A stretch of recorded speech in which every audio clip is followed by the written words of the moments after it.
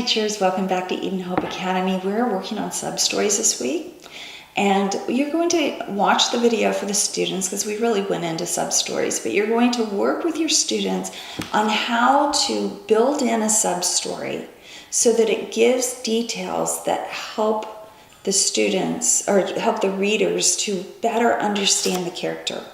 So, for example, we're going to be, I'm working with one young lady who was severely burned when she was 6 years old. And so she's telling her burn experience to other people to show them that, yes, it's extremely painful and it's a horrible thing to go through, but there is life after a burn and what she's doing now in her life. And so her sub-story actually is the beginning of her story. She talks about how she's gardening and the shoots are coming up of strawberries.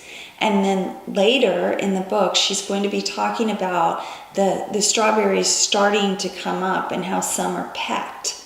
And then she's going to be and then later on, she's going to be talking about new growth in her garden, new things that are coming up. And so as she talks about her burn experience, she'll go back into the sub-stories of this garden. And at the end, she'll talk about how all of the things that were hard in the garden, the parts of it that were really hard, were redeemed at the end because the fruit and the vegetables were so beautiful and it had worked out so well for her. And it'll also correlate with her life now about how well things are going for her. So we're really trying to get those sub-stories in, talk to your students in class about the sub-stories that they're going to use, help them to hone them. I guess I'm a little bit concerned that they'll say, oh, you know, this violent video game is my sub-story. I'm kind of hoping that the parents will steer them away from things like that because I want it to be something that is a gift, these stories to be a gift to other people. And I really want to make sure that these books are not embarrassing to the students when they're older. So kind of direct them towards sub-stories that are uplifting and that make them as a character look pretty good.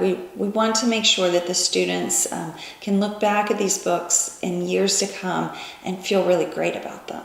So that's the lesson for this week, are these sub-stories. Really get those discussions going with your students, and I look forward to seeing what they come up with.